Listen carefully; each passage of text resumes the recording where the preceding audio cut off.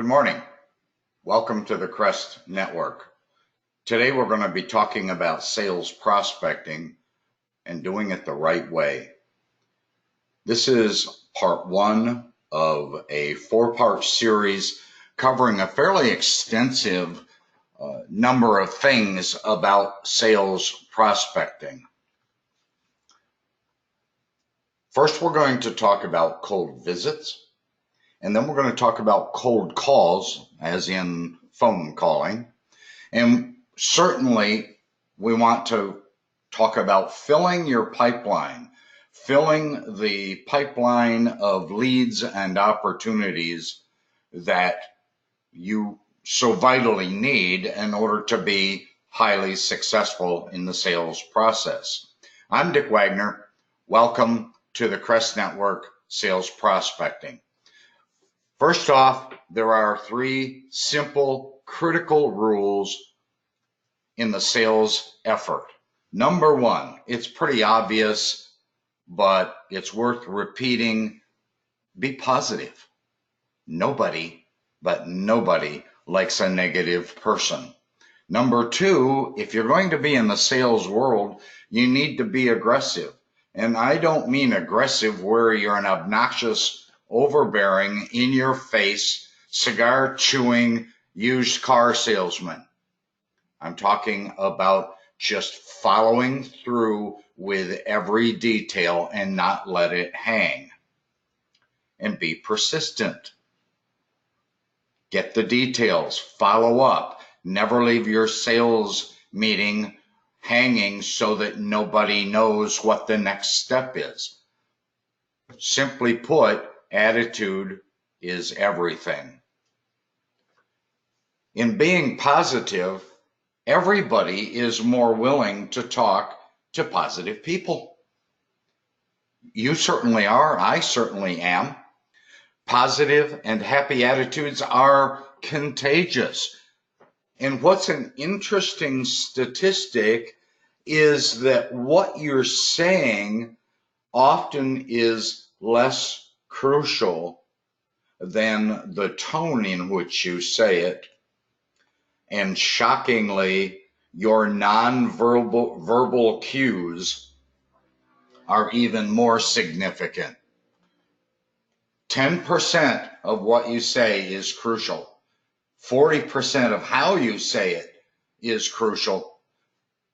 But how you stand, how you act, how you look, how you smile, how you interact with them, those non-verbal cues, believe it or not, is clear up in the 50% range.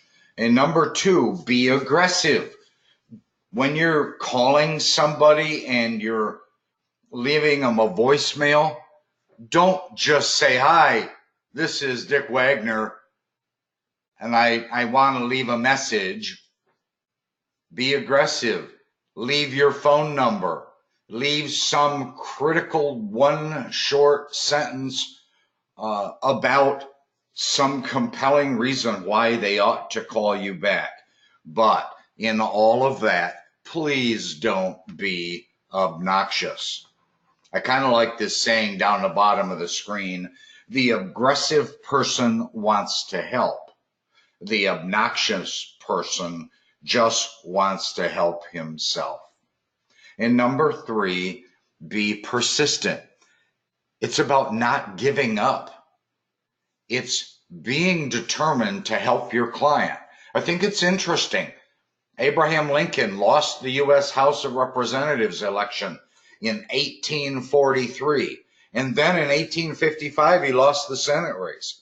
And then in 1856, he lost trying to become the vice president.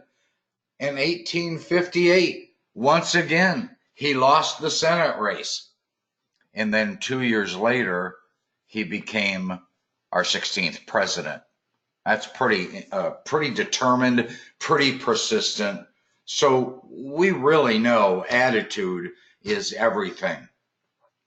Just real quickly share a story with you. I had a salesperson I was coaching who asked me how many times he should visit a hotel and try to get the manager to meet with him so that he could present a pre-disaster plan.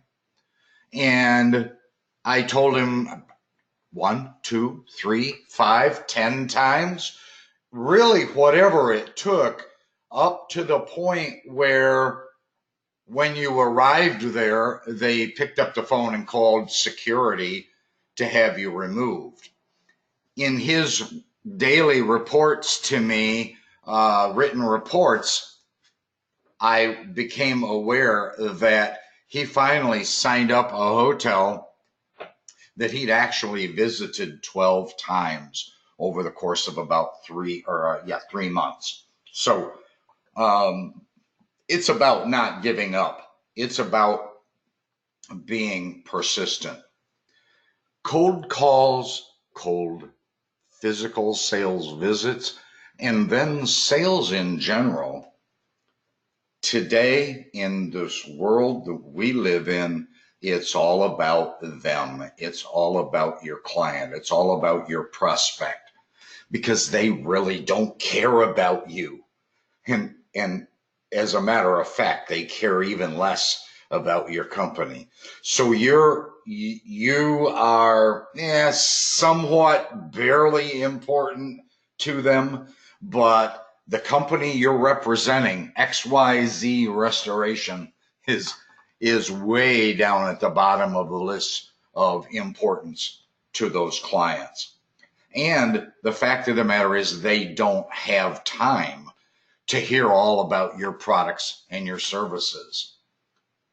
So the big question here, why are you still producing, delivering, handing out, leaving behind marketing materials about your company? They don't care. They don't care that you're a fire, water, smoke, or mold company. It doesn't matter to them. That's not what they're interested in. They're interested in themselves. And you want to know what's important to them? Huh. What's important to them is whatever their boss says is important. What's important to them is what they're currently working on or what they really like to do.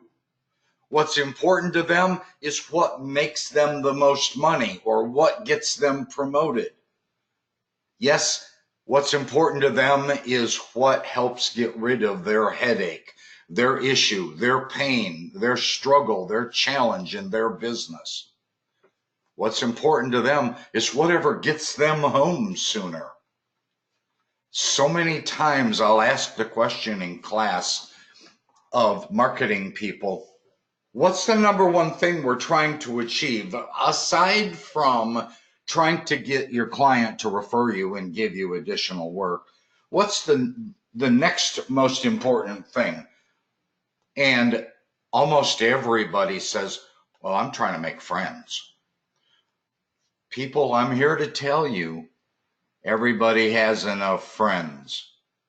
The insurance agent isn't looking for friends. The plumber isn't looking for friends. The hotel GM or the nursing home administrator, they're not going to work every day saying, geez, I sure hope a salesman comes in here that I can become friends with. Nobody's looking for friends. It isn't about making friends. It's about that list of 6 or 7 key bullet points that are on your screen right now. What's important to them isn't friendship with you. It's those 7 key points that I have listed there.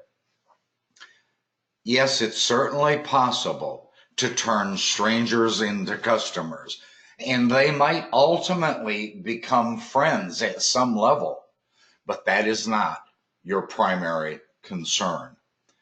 And here's the other challenge for you. As a salesperson, when you're walking in cold, when they don't know you and you really don't know them, there's no connection. There's no sense of familiarity. It's important that you try to arrange a warm connection before you go in so that they are more receptive, they're more willing to talk with you. And you can build critical trust much quicker when you start out with a warm connection. You can turn a cold connection into a warm connection simply by knowing their name, knowing details about them, referencing someone within their company that you both know, referencing someone outside their company that you both know. Even reference common customers. And where do you get some of that information? Well, some of it you can find by doing the one thing that's legal on social media, and that is stalking. Research them using LinkedIn, using Google, using Facebook, using Twitter, using Instagram. Learn things about them so that when you go in and meet with them, you know a key thing or two or three. You have some common interest. Use leverage. The leverage is real simple. Be the expert. Ask questions regarding their pains. Answer their burning questions, the things that they struggle with and need or want to know every day.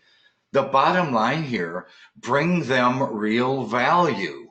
If you're not bringing them real value, there really isn't any point in going in and visiting them. Let's also be very clear, prospecting is a numbers strategy. The number of cold visits you make, or the number of visits resulting in a presentation, or the number of presentations that become sales, or the number of commercial clients that ultimately have disaster losses and have to call you. It is a numbers game. Very simply stated, if you start out in the commercial pre-disaster program and as a salesman you're going after clients, you're not going to have a lot of disaster success after you've signed up one or two or three hotels or one or two or three nursing homes. It's going to take dozens upon dozens upon dozens of signed clients where you're building that monthly relationship with them, probably upwards of well over 100 and certainly nearer 200 before you are going to see significant disaster rewards coming to you and your company. Folks, that's the very first segment, part one. The next segment, which will be part two and immediately follows this, we're going to talk about time management, especially as it relates to sales. We're going to talk about getting a maybe and how to handle that, what to do with that, how to convert that to, yes, I said it, a no. And then we're going to talk about what are the potential risks of your client. Excuse me, I'm Dick Wagner, and these are just the basics to get you started. Be sure to watch parts 2, 3, and 4. Thanks for watching the Crest Network.